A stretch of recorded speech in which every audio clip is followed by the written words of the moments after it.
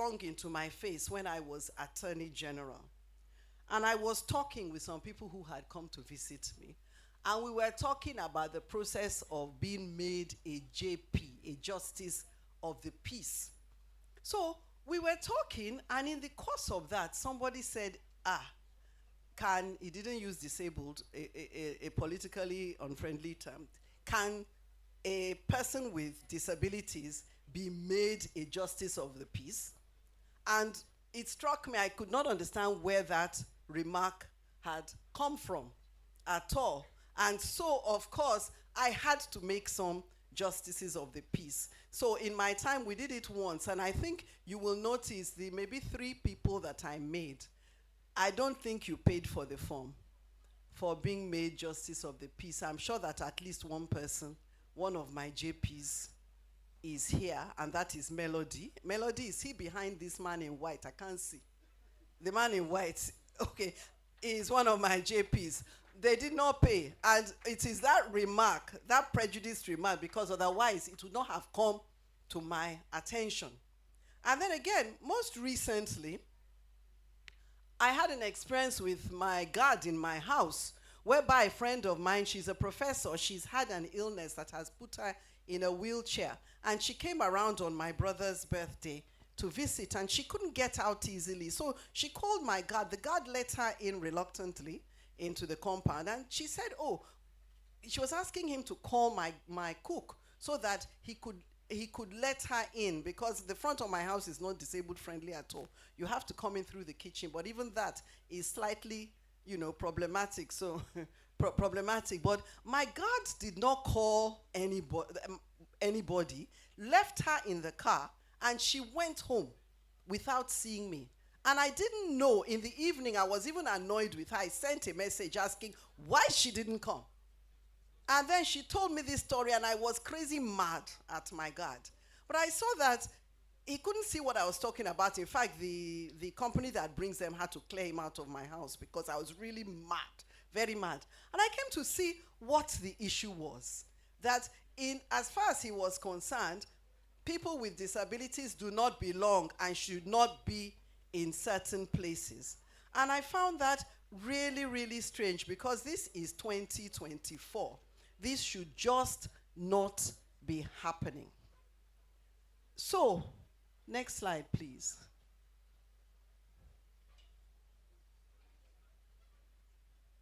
I now am going to talk about prominent disabled people. But before I do that, please, I just want to throw a general question out. Does anybody here know Chief Waike? Know of Chief Waike? If you do, just tell me a yes. The room is generally quiet. Does anybody here know of Chief Waike? Sir, apart from you, sir. And apart from you, my lord. But below that, because I have asked the people a bit lower in age, a bit younger, nobody knows about Chief Waike. The room is silent. Chief Waike is a distinguished Edo man and the most prominent person with disability in Nigeria generally, until maybe Governor Almakura came into Nasarawa State as governor. Chief Waike, his house is on Airport Road, where the tax place is there. He was the first registrar of the University of Lagos. He was Commissioner of Education in Bendel State. He was Federal Commissioner of Education. They called the ministers commissioners at that point in time. So he's a very prominent, distinguished son of Edo State, but people don't know about him. And again, when I was preparing for this lecture, that's why I said I had to read this. We were very, very close family friends. And anytime I saw the lights on in the Eke's house, I would stop there and say that he's around. So I called, I sent to my friends and said, I'm doing this right now. That was disability ever an issue with your father? Because I never heard him say it. He had polio at the age of 2, and he walked with a very marked limp. My Lord, you know.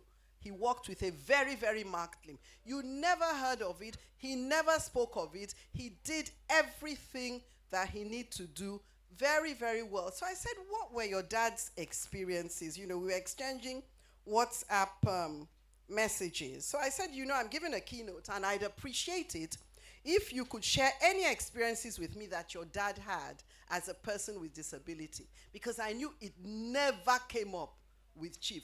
Never came up. Only maybe, never came up at all. He just continued. But he must have had many experiences. And we've been exchanging texts, even here. But this morning, she sent me a message, and she said, I shared your request with my siblings, and the sentiment was essentially the same. We simply did not see our father as disabled. He was such an intellectual and physical giant in our eyes that it was almost difficult to relate to the notion that he was disabled. And in reality, I knew what he meant, even though Chifeke was slight in stature. He was not a big man. And she says, I'm not reading it all out, but she says, in our eyes, he stood shoulders above most other people in terms of generosity, intellectual superiority, and his pursuit of the betterment of all and humanity at large. He should be spoken of as a person who contracted polio in infancy. While that led to a physical disability, he lived his life for the advancement of others and did that with such panache and brilliance that truly we, his children, have never really seen him as a person with a disability. Because frankly, it was never an issue, never discussed, and he towered way above most of the other people in terms of his acts of empowering all the people he encountered. And without going on, because it's not a speech about Chifeke, it's actually true. There are tons of people who entered university, entered Unilag, entered all sorts of places because of Chifeke. You had a problem, you went to Chifeke and he solved it. But he was a person with visible disabilities, and he's Edo. And I think it's important for us to know that with that, we have been very, very much in the forefront. And it's important for us to continue to be in the forefront. And that's why I think, I was sending texts and say, you know, we really need to know some of all this, because he rose to the heights and he can do that. And he was able to do that. So it's possible. In the same way, Governor Makura, Nasarawa State, I think he was very open with his disability, his hearing impaired. And Nasarawa State was very, very good in looking after disabled people and giving them space and allowing them to be able to realize life to their fullest. But problems are still there, and that's why we have the problem with Debola Daniel. If you don't know, go back to Debola Daniel, please. Debola Daniel is the son of the governor of Ogun State some years back. And he went into KFC, international KFC, or KFC is global, and they said no wheelchairs allowed. It was a big noise, and the company was suspended, the outlet was shut down. But why was that so? It was privilege that was in his favor. So we need to realize that we need to really change the societal attitudes, and that comes from us in the first place. So it's important, I'm emphasizing that, because the law doesn't really change anything. It has to be us as well. So even as we're advocating for the implementation of the law, we need to realize that all of us need to walk our talk and give it the seriousness that it deserves. Please go on to the next slide now. Just talking about this disability, and this comes from the law that we have there, a person with disability. You are talking about visual disabilities. There are a lot of disabilities that, in fact, are not visual, and they move around. But there are many people that are moving around with disabilities. The people you know that have epilepsy, if they don't have a fit near you, you won't know they have disabilities. People with different types of mental issues have disabilities as well. Anything that hinders your full and effective participation. Then it go away, and then they go to the assembly, and the assembly does what? Go away, and then they go to the assembly, and the assembly does what? Does with it what its will. It does what it wants with it to a great extent. So without talking too much, it is a simplified version of the national law. It is simplified in different ways. I personally think that the simplification has taken away from some of its efficacy. It's not as strong as it should be. It's a very significant law.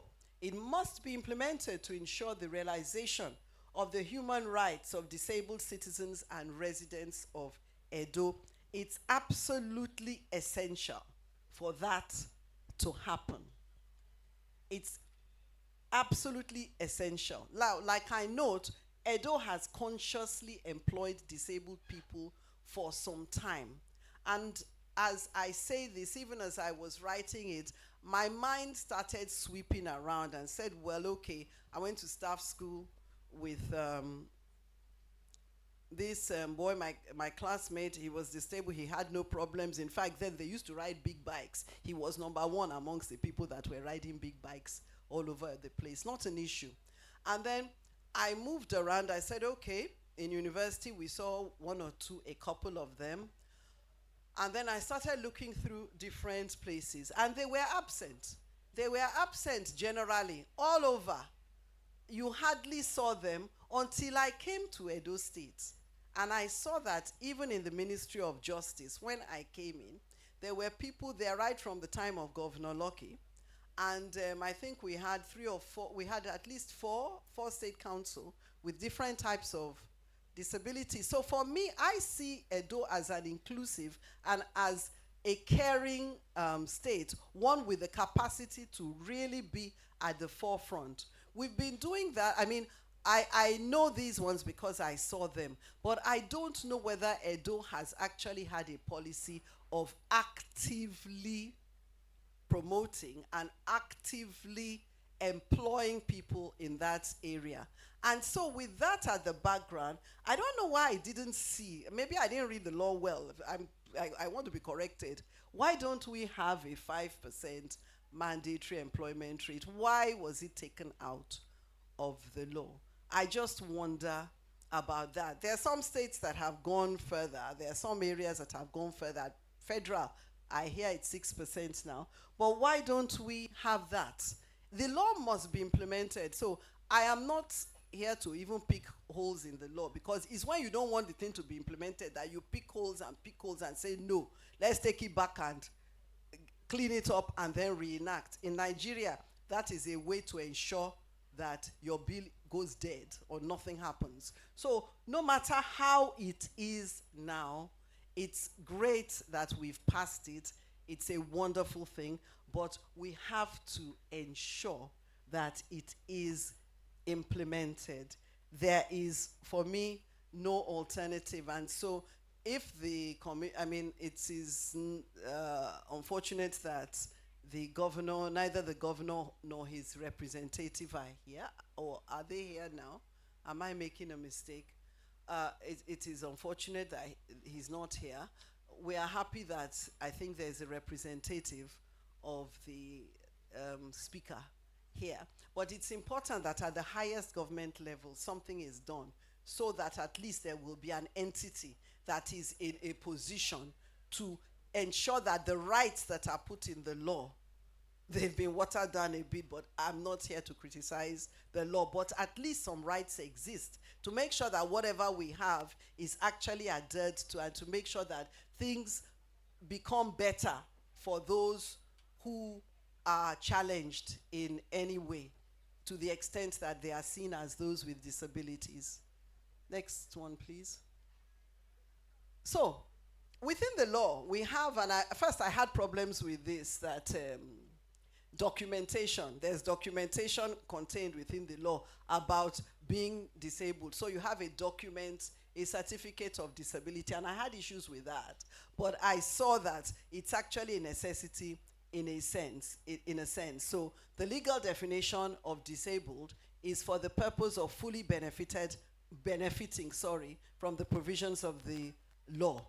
So disability is a condition. It's not dependent on the law for its existence. So when the law passes, you don't look and say somebody is not disabled because they don't have the certificate. Not at all. What the certificate does is entitle them to certain types of rights. But in a right society, the fact that the person doesn't have a certificate doesn't mean that he can't park in the area that is for disabled people. And to talk in passing, the law has one ridiculous fine if you park in a disabled spot. Many of us will just park in that spot and pay the fine, frankly speaking, because it's not big enough, 5,000 naira for that. So, can we move on? So there are some notable provisions here that I'll just go through. Not much. Prohibition of discrimination, that is clear. Accessibility requirements, generally speaking, so many places fail. My home fails.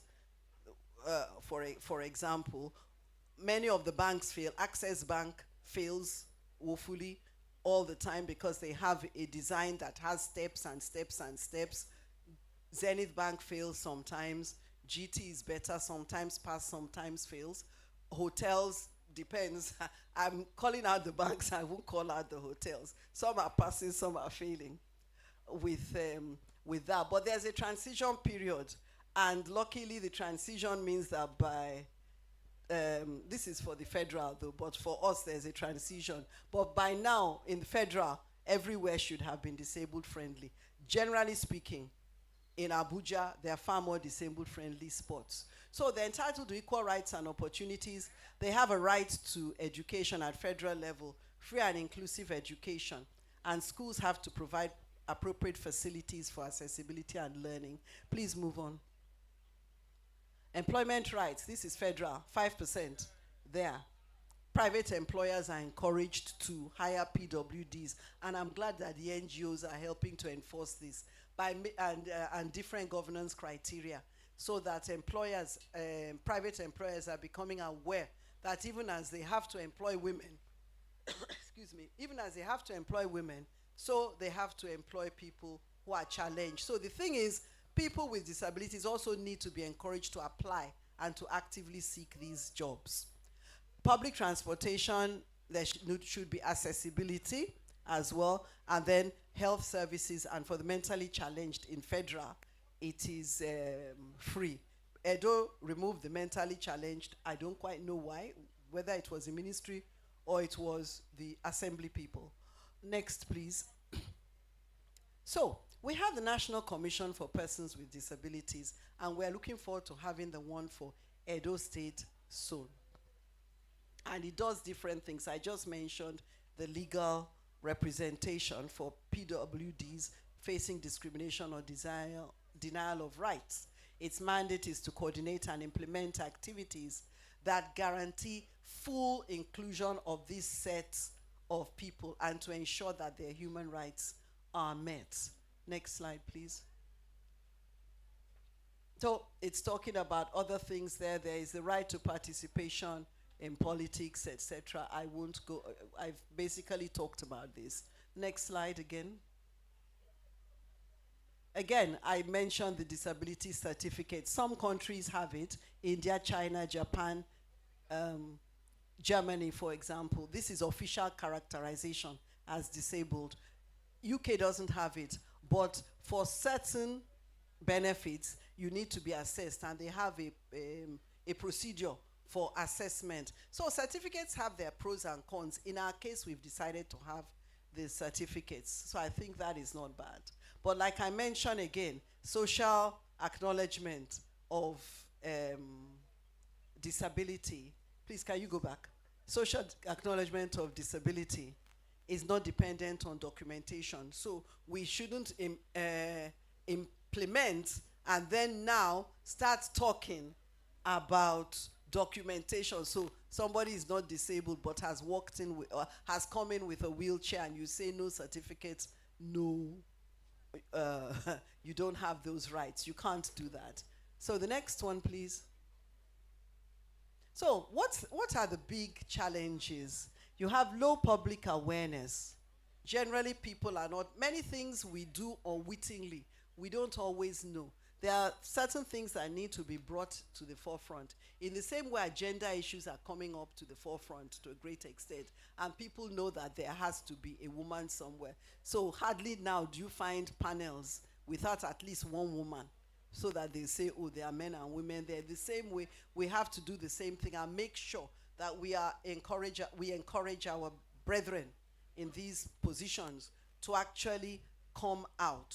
So we need to increase public awareness. We have insufficient implementation mechanisms, and of course, the commission would be a big implementation mechanism, and we want to drive other ones.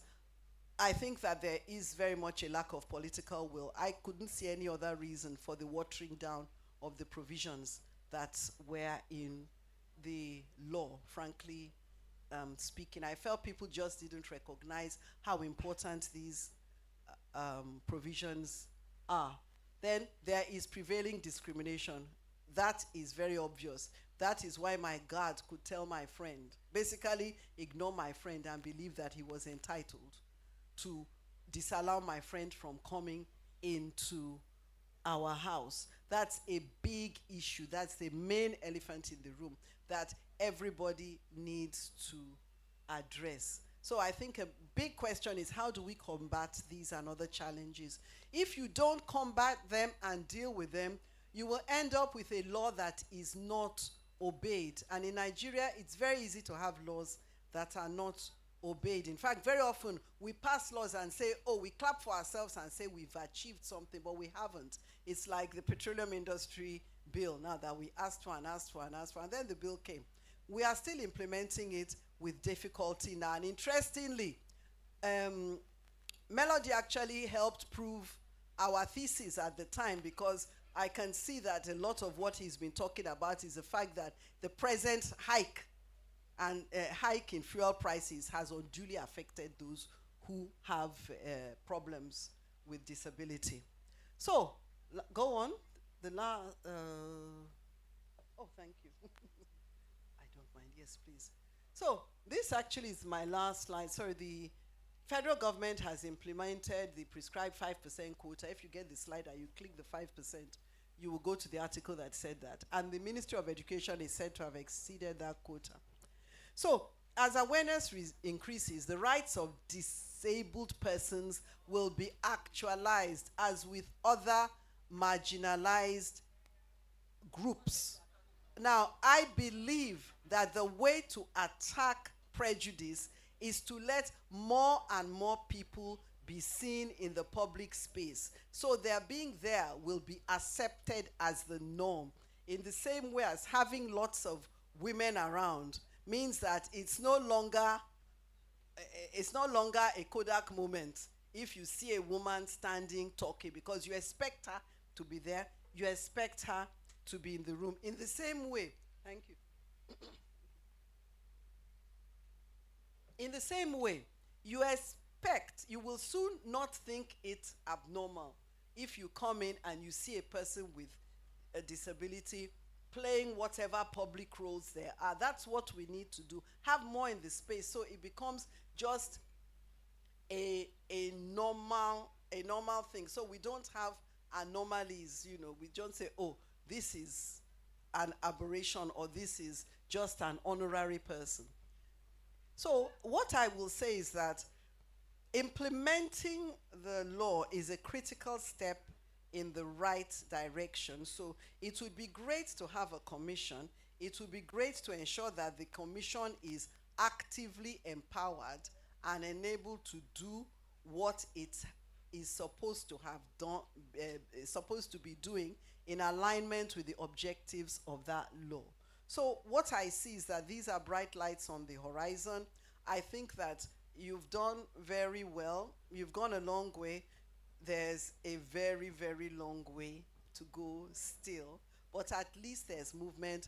There is motion. And we really look forward to having some of these things we're talking about and shouting about, having them as the absolute norm. So thank you very much for these few minutes of being able to talk with you all. Thank you.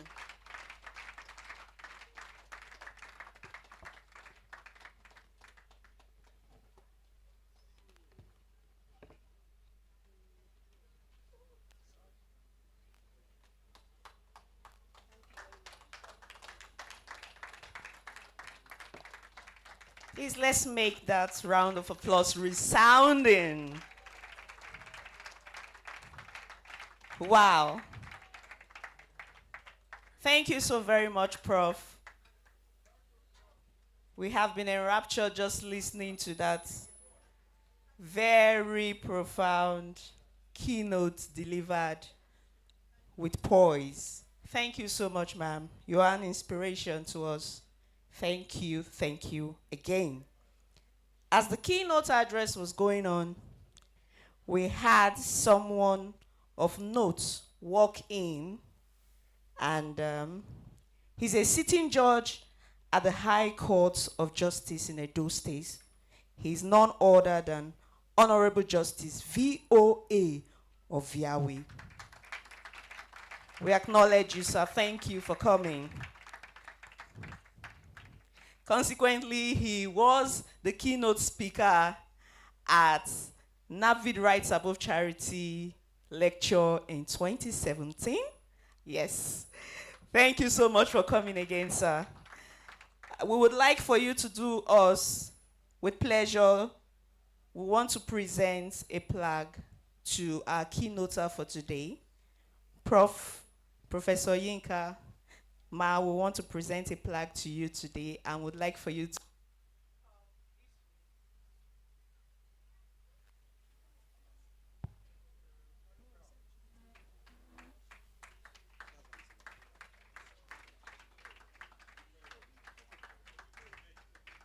as she's coming, Honorable Justice VOA of Yahweh will be doing us the honors of presenting this plaque.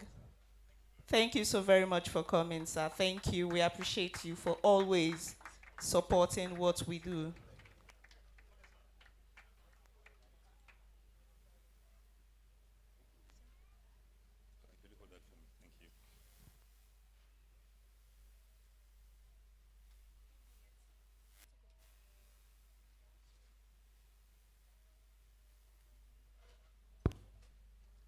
Firstly, let me apologize for coming late to the proceedings today. I'm sorry I came late, but I couldn't come earlier because I was in court. I had to see it over some cases. That's why I came in not too early. The erudite professor herself, who, by the way, was my law lecturer about 40 years ago.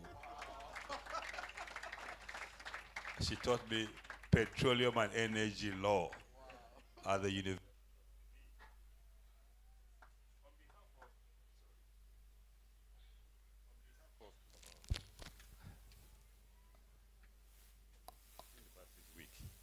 On behalf of NAPVID, I respectfully present this plaque in grateful appreciation of your inspiring leadership and commitment to creating an inclusive society. And of course, for all you've always done for NAPVID and for the very erudite lecture you delivered today. And then your advocacy, which NAPVID appreciates, which some of us also friends of NAPVID appreciate greatly. Thank you very much, Prof. Thank you, man. Thank you.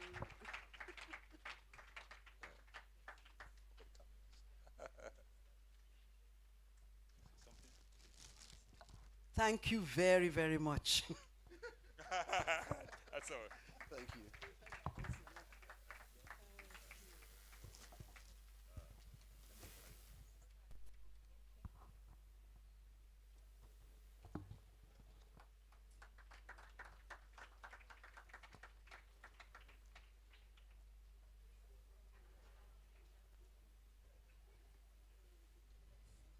Thank you very much, Honorable Justice VOA of Yahweh, for handling that presentation to our erudite professor.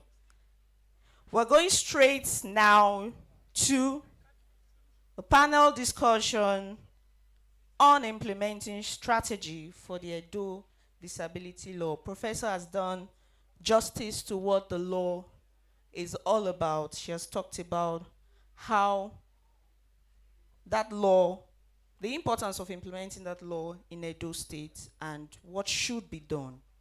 To drive this conversation further, we are going straight to the panel discussion, and we have a list of renowned speakers that will be sitting right here to x-ray what the issues are and answer the possible questions that need to be answered on this journey of implementation. Firstly, I would want to call to the podium the representative of the Honorable Attorney General and Commissioner of Justice for Edo State, Mrs. Joanne Ikpe-Faro. She's an Assistant Director from the Ministry of Justice.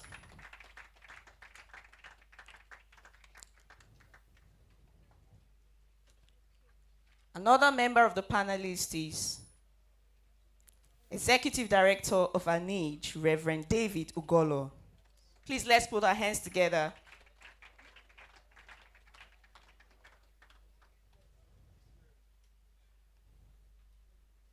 Coming up on the podium as well is His Worship Ifeanyiwa Nasaya Okoye, Administrative Magistrate of the Chief Magistrate Court, Anocha Division, Anambra State. Ifeanyiwa Nasaya Okoye is a trailblazing senior magistrate in the Anambra State Judiciary, notable for being the first person with a disability to be sworn into this role. Called to the Nigerian bar in 2003, she previously earned a degree in sociology before pursuing her passion for law. Her dedication to justice is rooted in her lifelong desire to advocate for marginalized groups, particularly individuals with disabilities. She is celebrated for her resilience and contributions to the judiciary. Despite societal challenges, she has risen to prominence and inspired others with her achievements. She is also a passionate advocate for empowering young women professionals to realize their potential. Recently, she gained international recognition, receiving a prestigious award at the Justice Star Awards in Austria for her contribution to the legal practice. Please, let's put our hands together as we welcome His Worship Ifeanyiwa Nasaya Okoye. Thank you very much, ma'am. Also joining us on the podium, we have Ibrahim Momo, Executive Director, Albinism and Disability Advocacy Center, a lecturer at the Department of Political Science at Brunsali University, Ekuma, Head Albinism Cluster, NAPVID. Please, let's celebrate him as he comes to the podium. Thank you very much, ma'am.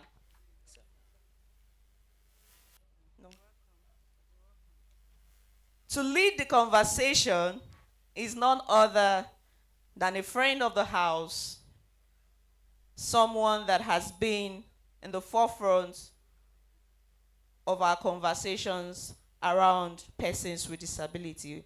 Osayuwane Aladeshelu is a social development practitioner with over 18 years of experience in not-for-profit sector. She is a social inclusion specialist. She has been trained by Herschel Bernreisek University of Applied Sciences, Germany, on social protection and the inclusion of persons with disabilities, as well as the Nigerian Social Protection Unit of the World Bank as a Gender and Vulnerable Project Officer. She's the pioneer and immediate past General Manager of the Edo State Social Investment Program, which under her leadership has over 100,000 direct beneficiaries.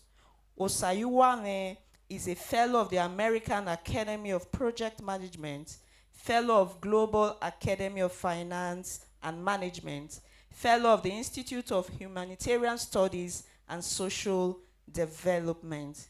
She sits on the board of Tone Foundation, Canada, and African Women Empowerment Child Guild, Nigeria. Please, ladies and gentlemen, put your hands together as we welcome to the podium to drive tonight this conversation, Osayuwa Me Aladeshelu. Can we make that hand clap resounding?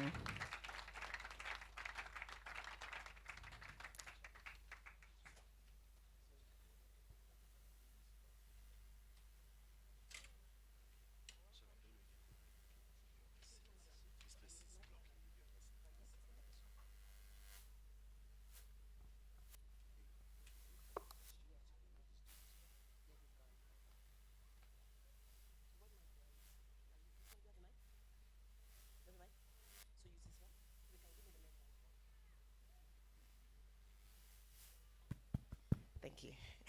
Good afternoon, everyone. My name is Osayuwa Mealadeshilu, as announced, and I'm excited to be here at this 13th Rights Above Charity lecture. And it's been exciting to always be here to celebrate this International Day of Persons with Disabilities. And today we are going to be having this panel discussion around the implementation of the Edo State disability law and its implementation. And we have seasoned persons that are here with us this afternoon to discuss proposed solutions, guide us in the way to ensure that the implementation of this law comes to reality. And our guest lecturer today, one time Honorable Commissioner of Justice and Attorney General of Edo State, has thrown a lot of light on some of the issues, good and negative issues of the law.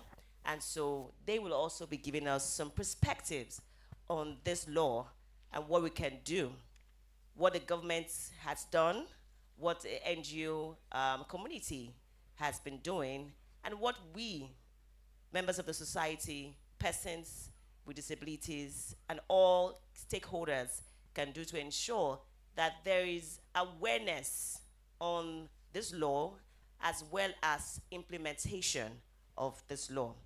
So to kickstart this discussion, I'm going to go over to the representative of the Attorney General of the Edo State Government, who is represented by Mrs. Joanne Ikpefaro, Assistant Director of Ministry of Justice.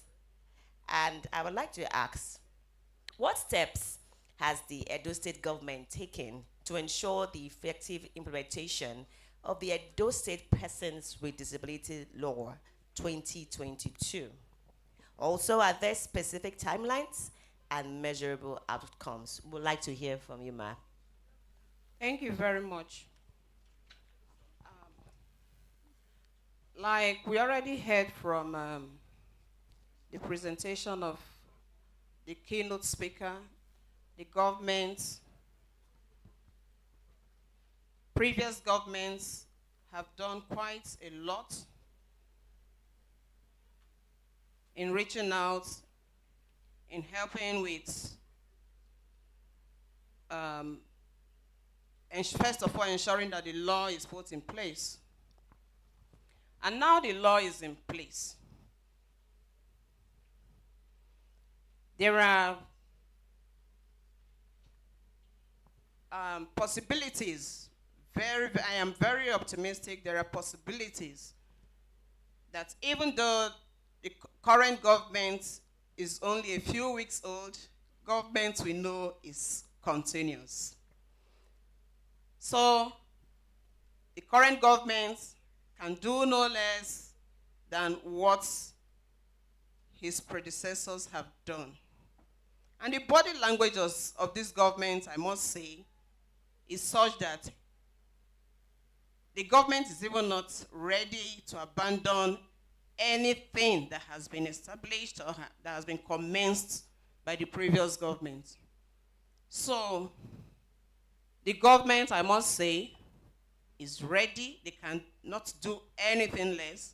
Is ready to ensure that this law that is already in place is carried to the next step, to be implemented. And one of the things that looking at the laws that I see will help in implementation, quick implementation of this law, is to have a body, the commission, as established by law. To have a commission who will take ownership of the law and everything that concerns PWDs. And once such a commission is set up, is put in place with persons who are passionate about the plight of the PWDs, we'll be sure that implementation will be faster, because these PWDs, upon the establishment of such a commission, we have somewhere to run back to whenever they have issues. Whenever there is problem, they'll have somewhere to run back to. They'll have somewhere to have recourse to. They'll have somewhere to say, okay, let me make a report. Whether the police is listening, whether some other persons are listening or not, but the commission is home for them. So the establishment of that commission is germane. And then another thing I see is awareness, creating so much awareness amongst the PWDs themselves. They must know the content of this law. It's not just the law being put somewhere on the shelves like Mr. Melody has said, but the major parts, there are parts of it that seem like a day-to-day usage. You go out, you are treated wrongly, you should understand that it is your right. It is a human right we're talking about. So once these commissions are put in place and the PWDs themselves are aware of what their rights are, I'm very sure things will be a lot better for the PWDs. And then talking about specific timelines in achieving these, I would say that we must give this government some time, even though it is very important to advocate. We must continue to talk, reach out to those who have access to government, those who can reach the governor. The keynote speaker said something a while ago, how someone mentioned in her presence if the physically challenged persons can be made justices of peace. And that struck her immediately, and she went for it. So the more we talk about it, the more we reach out, the more we advocate for it, things will gradually fall in place. As for timelines, as we do all of this, as we advocate, as we reach out, we'll have closer timelines, for sure. Thank you, ma'am. But just an offshoot question from what you had said. Are there steps that have already been taken towards the establishment of the commission? For now, there are no steps with this current government, but hopefully something is definitely going to be done if these advocacies are taken steadily. Okay, thank you so much. A round of applause for her, please. Thank you. I will go over to His Worship, Chief Magistrate Ifeyinwa Okoye. Congratulations, ma, on your award and everything, and the showcasing international space. And I'm so excited to see that you as a woman and somebody with disability, you are doing great things. And so you are actually a model, like one of the MCs has said. So I want to ask, how can persons with disabilities be empowered to take up leadership roles in advancing their rights? And what challenges have you observed in achieving this from your own space? Okay, thank you very much. I want to start by saying thank you to NAPVID for this wonderful program and for having me. I'm very happy to be in Edo State. And this is actually my second time of coming here on an occasion like this. And You're welcome. it's becoming a home for me, yes. You're welcome. Okay, thank you very much. Okay, to your question, how can PWDs be empowered to take leadership roles in advancing their rights? When Mr. Melody came up, he said, who best than the person that is wearing the shoe can say where it's pinching him? In other words, who best can best advocate issues bordering challenges people living with disabilities are facing than the very people living with disability? So, with regards to amplifying their leadership role, I would say, Prof, thank you so much. I really, really admire you. My daughter would say, Mommy, I want to be like you when I grow up. I want to be like you when I grow up. Yeah, so she actually took the word out of my mouth. I'm going to take this in a very unusual, I'll take it to what I call an unusual angle. Mr. Melody said, I come from a family that accepts me the way I am. Okay? And so I'll say, first and foremost, the family institution has a very vital role to play. The truth is that many giants are suppressed at the family level. They are killed at the family level. Not killed per se, as in physically killed, but what I'm trying to say is that when you don't have a supportive family, you kill the morale. That's the truth. I happen to come from a family that believed my late dad. He's my backbone. He was my backbone and is still my backbone. He made me believe in myself so much. And we're 10 of us in my family. And for one day, I never felt different. And so I was equipped from the word go to face the society. Assuming I was relegated, like some people actually do till now. I met a lady that told me her family locks her up when visitors come to the house because they're actually ashamed. But when I sat down to talk with her, I realized she had so much inside of her. The answers we're looking for lie with a whole lot of giants that have been suppressed at the family level. So when we talk about empowerment, we'll start with the family.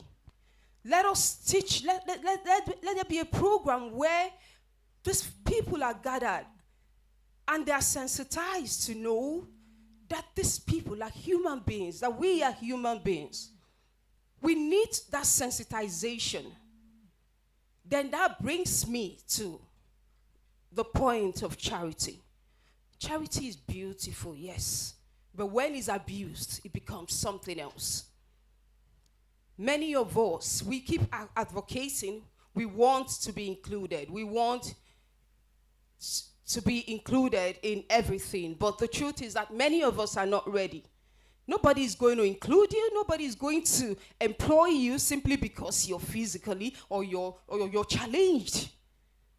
We should do better to improve ourselves. Take up opportunities that are open to us and improve yourself. The chairman of the commission, Disability Rights Law Commission in Anambra State, last 2 years back, we went on a courtesy visit to the chief judge, and the chief judge made a remark. He said he's aware of the 5% reservation in the cost of employment for persons living with disability, but he said something.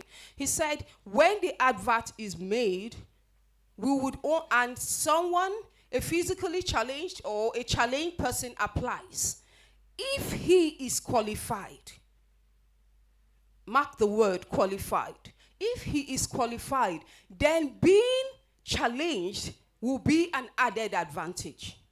In other words, you're not going to be employed simply because you're a person living with disability. You have to improve yourself. You have to make the choice of improving yourself. I always don't make the mistake of leaving out the word choice in everything that I say. Life is a choice. Who you will turn out to be, no matter the circumstance you find yourself, is your decision to make. It's a matter of choice. Life is not going to happen for you because you keep calling a pity party. People are actually getting tired of it. Times are so hard that empathy is becoming a very scarce commodity now. So you have to make the choice of making the best out of what life has thrown at you. That's the truth.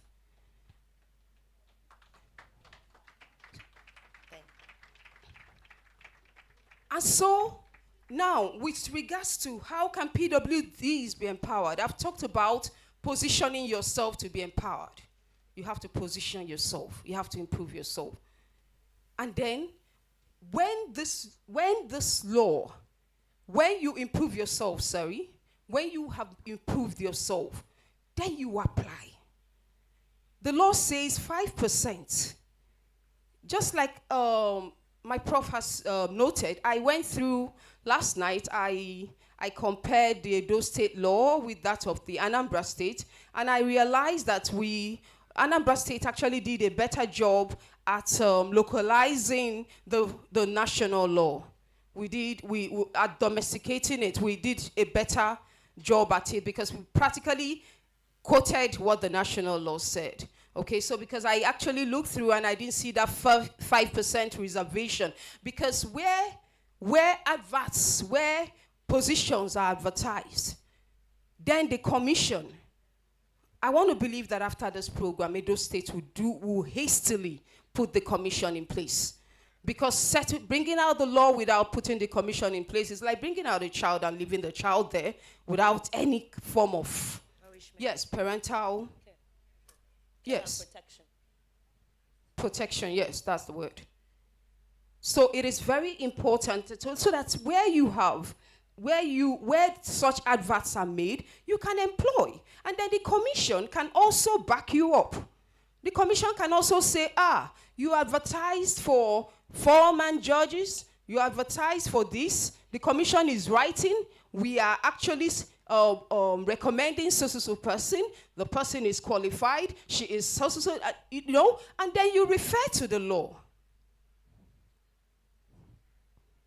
I think I'll leave it at that now. Thank you very much.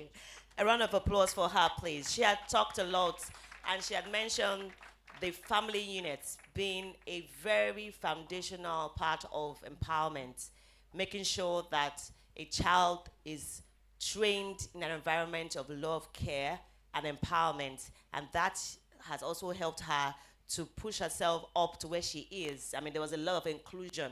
So maybe persons with disabilities that do not have those kind of opportunities, you're not to sit back and have a pity party, but you are to go ahead and improve yourself, which is what she was talking about self-improvement. You need to improve yourself.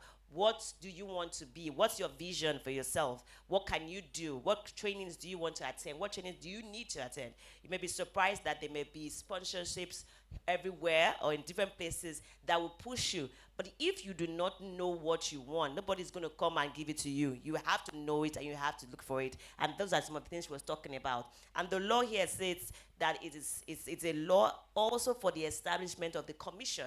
And she's saying that while we are pushing for the commission to be set up, you also be ready to be employed, to be given opportunities. So that when the commission is actually set up and now they are talking and looking for people to empower, you are readily available.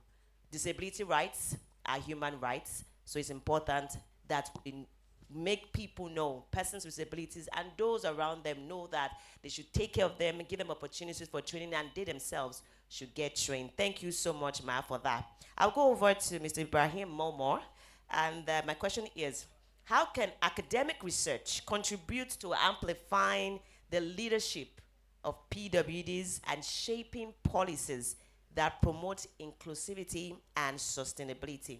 I'll take it again. How can academic research contribute to amplifying the leadership of PWDs, persons with disabilities, and shaping policies that promote inclusivity and sustainability? Me need to put it on. Yeah. You can use this mic first while they're working on it. Okay, it's on now. Hello. Okay. Thank you, sir. Thank you very much.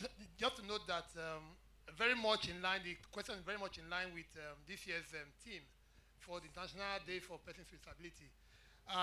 The first thing is to note that the issues have different layers. Layer number one is a family which has shown that our families largely do not discriminate. And then you talk about the states. There's a challenge with the state. No matter how much we couch it, Edo family setting is disability-friendly, but the Edo state is not exactly disability-friendly. In Nigeria, Edo is not the only state that has a disability law in place. There are 18 states already. But Edo is one of those, among those 18, which have not put in place a disability commission. The guest speaker spoke wonderfully about the fact that we have had governors, not just one. She mentioned, indeed, Governor Tanko Almakura of Nasarawa State. Last year, 2023, the current governor of Akwa Ibom State, Governor Umo Eno, is a person with albinism, a person with disability. Edo has not had that privilege of a governor or a deputy governor or even a cabinet level member, House of Assembly member. In fact, in Adamawa State, the current speaker of the Adamawa State House of Assembly, Batia, the speaker of Adamawa House of Assembly, Batia, is an amputee, a person with disability. We don't have any of these, whether it's House of Assembly or it's in the executive arm of government, among those public officials who is a person with disability. So we need to, I need to first put that in perspective. We have family, the family unit is very supportive, but government, in terms of public office, in the last gubernatorial election, I need to make this point because I don't know how much time I have. So in last gubernatorial election, we had 18 parties contesting for election. None of the parties had a chairman, a candidate, or even a running mate that was a person with disability. that cannot be a disability-friendly state. So regarding the research, because she asked a question regarding research. These are some of the researches that some of us have done, and we thought to put it out there. So how does research, address this issue? First is that persons with disability ought to, on their own, examine the status quo. Where are we on the journey to? It's not only about the commission. There are some preconditions for takeoff, as we say in political science. There are preconditions for takeoff. Where are we on the road to the commission? Where are we on the road to inclusion? I'm privileged to say that I'm in a panel of largely female superstars. We have gone far when it comes to gender justice. But when it comes to ability justice, we are no.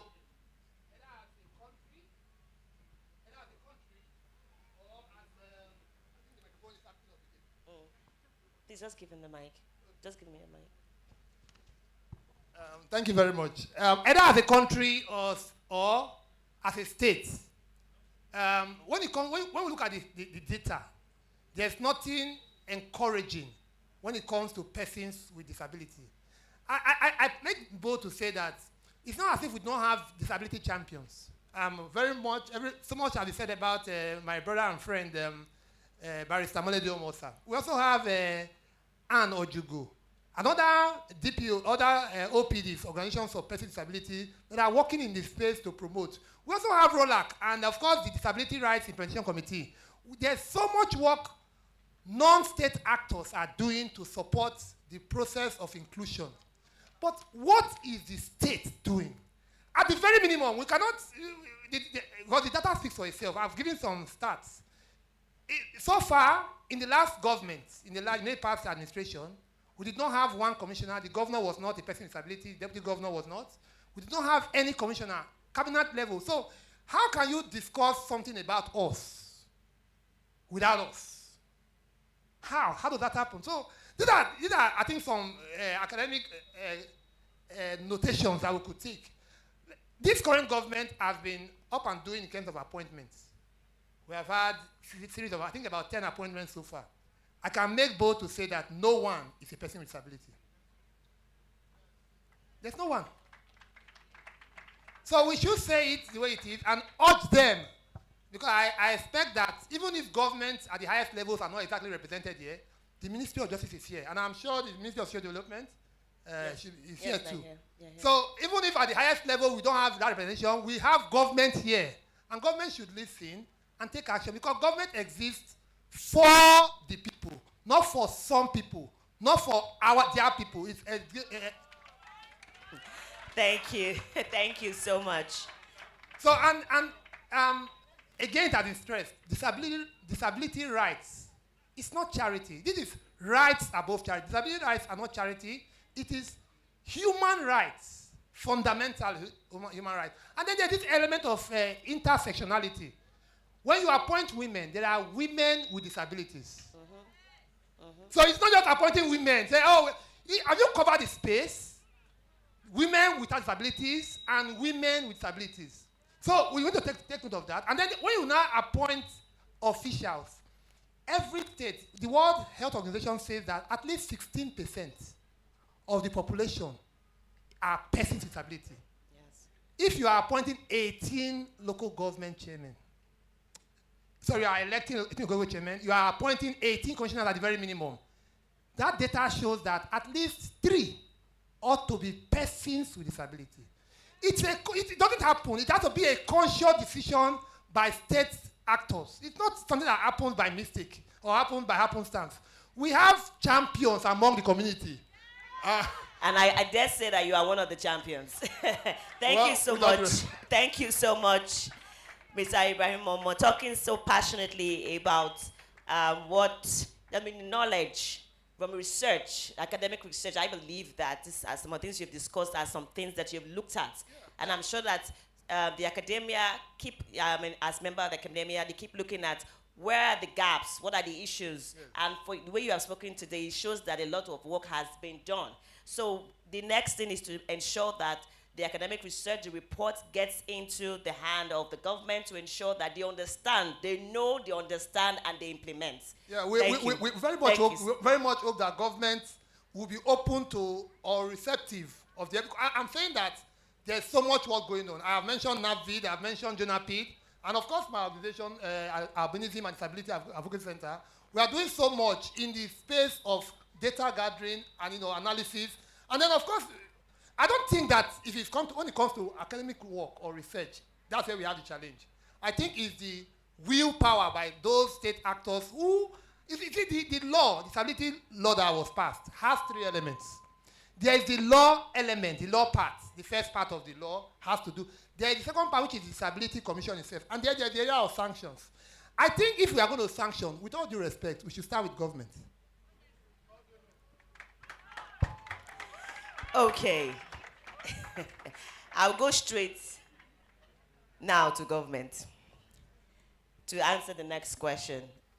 And we've heard so much from the academic representative talking about a lot of research and work that has been going on. I'm sure that the reports that they present and probably a communique from this program will also be presented to the government for government to know and implement. And I'm sure that there will be listening ear and I'm implementing heart to make sure this thing comes to being.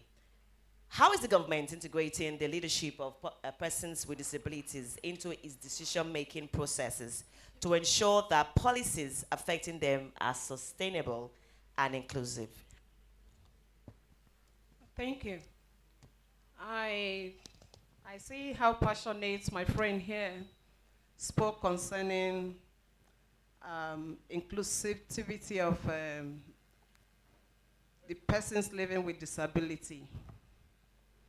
I also want to say, just as you expect that government has a lot to do about appointments, about holding positions,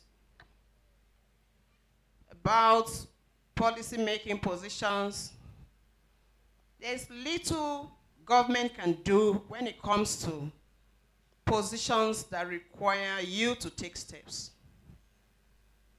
You made mention of elective positions. It is not within the power of anybody to say, oh, you, come and be governor. That is why I said there is need for even the people living with disability to be aware, to know that certain positions are for everybody. Take steps. Oh, they are looking for people to be chairmen in the various local governments. Yes, I will take form. Take steps.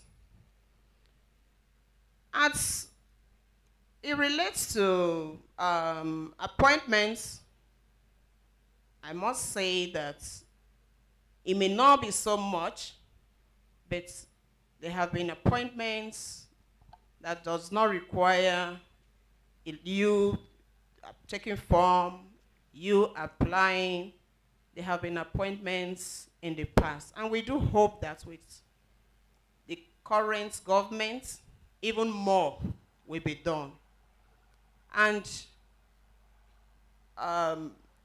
just as an advice, I will continue to say, please, advocacy is key. Reaching out is very important. You cannot sit back and hold meetings as NAPVID, as the various groups without reaching out. Whatever you do, please carry government along.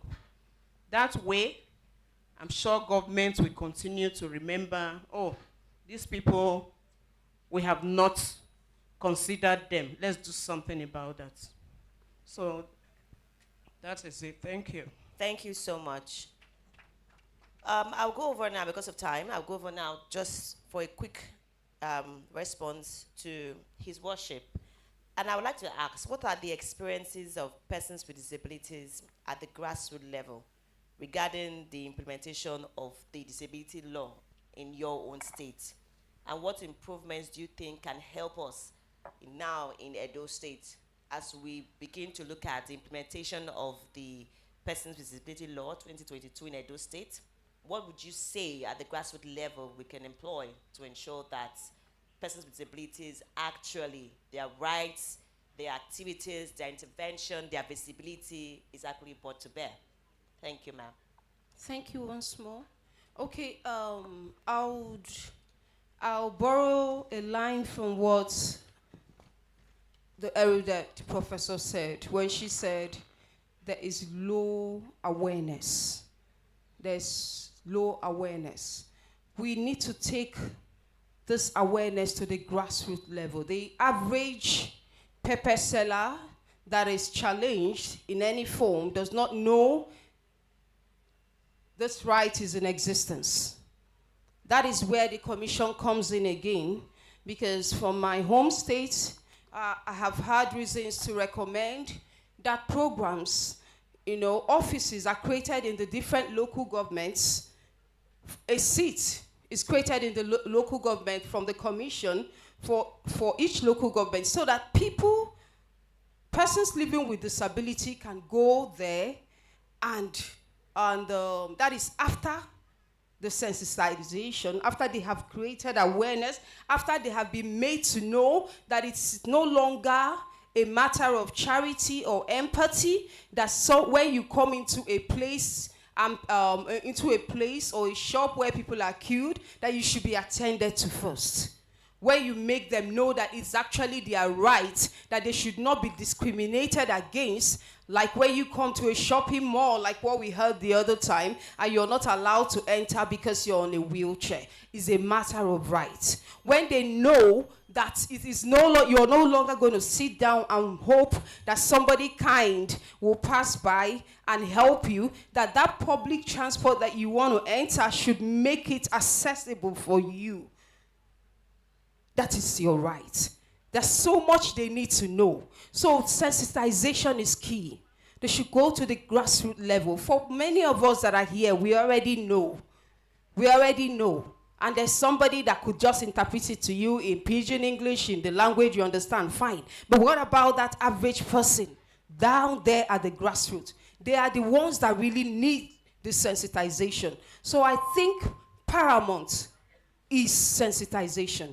That should be a campaign, an awareness campaign. People knowing that this law actually exists. It is only then that they will take advantage of the law.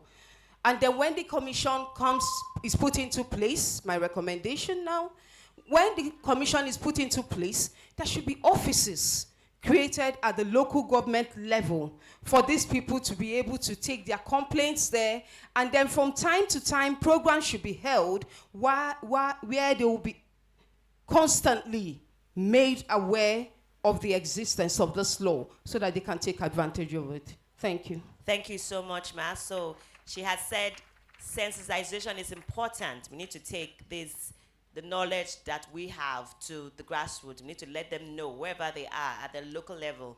We should let them know that a law exists, as well as the provisions of the law. As we're pushing for the establishment of the commission, we should also let those people who do not have the knowledge, who are not aware, to also know what it means, and for them to be able to stand up for their rights and actually say that I'm a human being, I may have a disability, but I'm a human being, I deserve to be treated fairly, just the way the law has put it in perspective.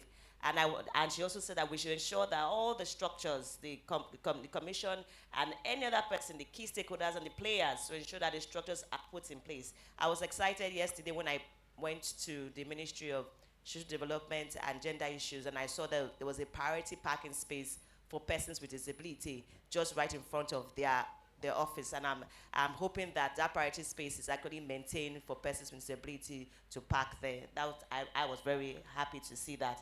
Over to the very vocal and passionate lecturer, and she has talked about self-empowerment in her first response to my question. Now, I want to ask, what role can the academic institutions play in building the capacity of persons with disabilities to take leadership roles, and how can this be scaled to ensure widespread impact? Thank you very much. I think education is one critical factor that can make a whole world of difference when it comes to persons with disability. Access to education. So not just institutions, but access to them.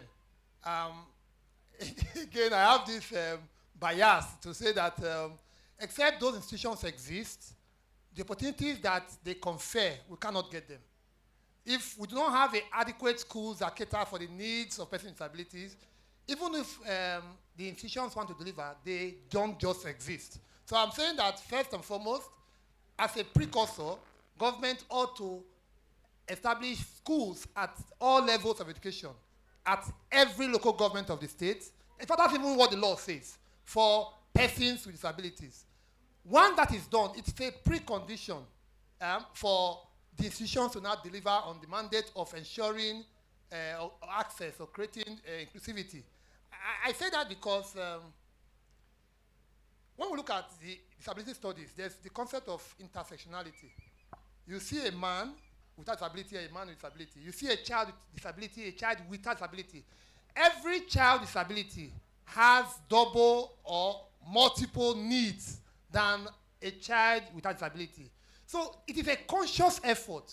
So the academia has a role to play to conduct studies, to conduct research, to even teach, impart the knowledge about issues around persons with disability.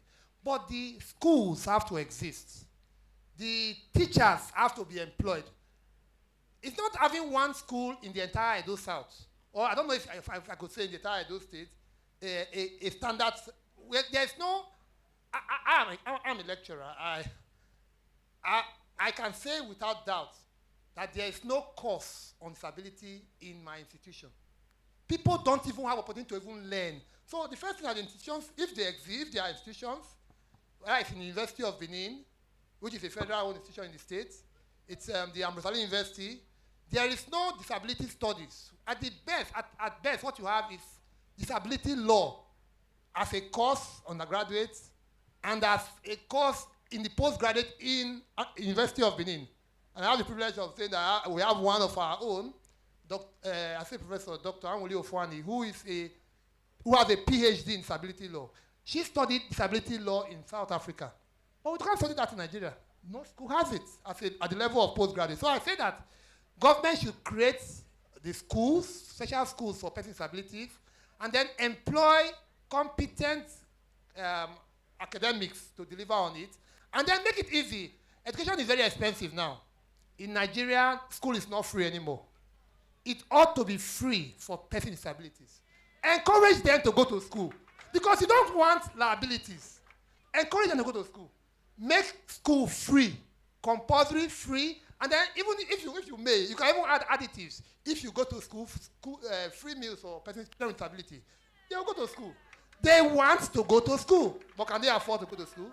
That's the issue. So this is just the point that, yes, academics have a role to play, institutions have a role to play, but this government has a bigger role to play in funding disability education more than any other thing. Thank you very much. Thank you.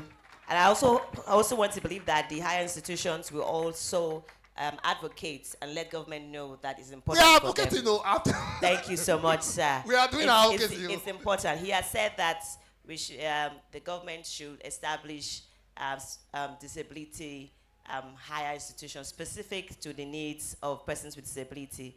And he also mentioned the fact that persons with disabilities, including children with disabilities, have disability-specific needs, and of course, costs associated with those needs. So it's important. Let me just add one little bit of data. We did a research, a few of my colleagues. 30 seconds, yeah, we don't very have well. time. Recently, several faculties in the University of Benin, only 2 are disability-friendly. In the Amrosali University, where I lecture, it's only the Faculty of Management Science and partially Faculty of Law. Every other faculty is not disability friendly. I'm calling out government on this. Okay. You build schools that you don't want disability people to attend. That's what you are doing. If you cannot access it, how do you go to the school there if you cannot access? I think we are going to have a forum on disability research for you to just my department, political science, is on the top floor of my faculty. A person with disability cannot access it. Yes.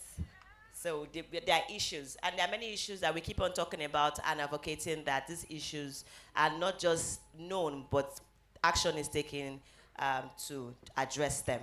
So I'd just like to ask all the panelists to give their final words in 30 seconds, just your final words on the occasion of this 13th Rise Above Charity celebration and the panel discussion. 30 seconds, please.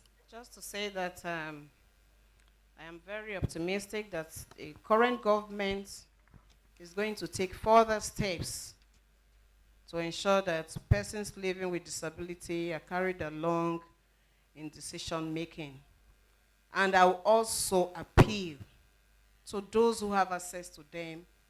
There is something called lobbying. Lobbying does not mean pay money for it. Let it be known. Speak up.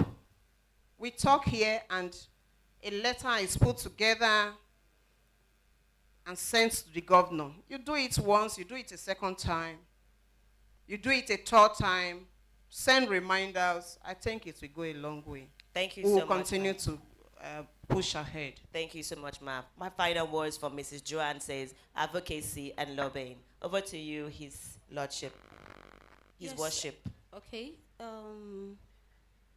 Thank you once again. I do want to add, as a final word, let's come out. Nobody's going to break the barrier for you. You have to take the step and break the barrier. It lies within you to break the barrier. Let's not wait for anybody to do it for us anymore. And more than anything else, when I read through, I saw where they wrote in Edo State law that the buildings, public facilities should be made accessible. In the national law and in Anambra State law, they gave them 5 years, and some of them are beginning to. The last time I spoke on assessing justice for women with disability, one of my recommendations to assessing justice, my lords are here, my lords, sirs, one of the recommendations I made, and I want to throw out here because you're here today, is that it is difficult to bring a person, especially persons that are physically challenged, to court and expect them to be bundled like a bag of rice and brought upstairs. So one of the recommendations I made, since we're looking for short-term, before we go to the long-term, because I said many of the buildings have to be reconstructed to bring in, to make it accessible. But before then, we can do that which makes us human. The court can relocate to accommodate persons living with disability. Thank you. In other words, when matters like that come up, I'm sorry I have to bring this in because that's my field. The court can relocate. The court is a human being, and so the court, where you are on the 3rd floor, on the 2nd floor, on the 1st floor, you can make, just for that particular sitting, relocate and make it accessible so that all can be carried along. Thank you very much. Thank you so much, Ma. Thank you so much, Ma. Talking about self-empowerment and ensuring that the court makes room for accessibility. Over to you, sir. Very quickly. 30 seconds. Yes, very quickly. I believe persons with disability are ready. Give us the chance and we will deliver. One. Secondly, governments have no excuse. This is a government law. The government should not break its own law. I very respectfully acknowledge that we have custodians, those who know the law here. We should assist the community of persons with disability to help governments to obey their law and establish a disability commission. Thank you very much. Thank you so much. This has been a panel discussing from margins to mainstream, ensuring that we have the implementation of the Edo State Persons with Disability Law 2022, ensuring that it's inclusive and sustainable. And the panelists have given us a lot of insight to what the law provides, what other states are doing, what the government can do, what the academia is already doing, and what persons with disabilities, even in the non-cooperative sector, is already doing. And like last speaker said, that persons with disability are ready and available. So it's to make sure that we come out, we're going to speak, we're going to push for the setup of the commission here in Edo State. When his worship was speaking, and she said that the Anambra did a lot more than Edo State for the law, for the domestication of the law. I said in Edo State we say Edo not the carry last. So meaning that there's going to be an improvement on that. So the next time we see, we'll tell you that we have even gone further than Anambra, because we are going to ensure that some of the provisions are actually brought out into light, and we are also implementing, and we also have a commission. The celebrity rights are human rights, because persons with disabilities are human beings, and their rights must not be trampled on, and their voices must be heard, and the structures, the environment that will make them to live meaningful lives, that will make them to have access to provisions to be given, even in terms of the structures, all the things that the law, especially the Edo State Persons with Disability Law 2022 has provided, will be brought to the fore, and they can see and live lives that will show that they are not just seen, they are heard, and they are provided for and also protected. Thank you so much for listening to this panel session for this event. And I want to say thank you once more on behalf of the organizers to the panelists for being part of this panel session. I think we'll go forward for a picture session. Thank you so much. Yes, Thank can we you. put our hands together for our panelists? Thank you so much. So we're going to be having group photographs. We'll have the panelists and the moderator take pictures, and then we'll have our guests, our special guests, join them. Like I said earlier on, one of the reasons why NAPVID has achieved so much is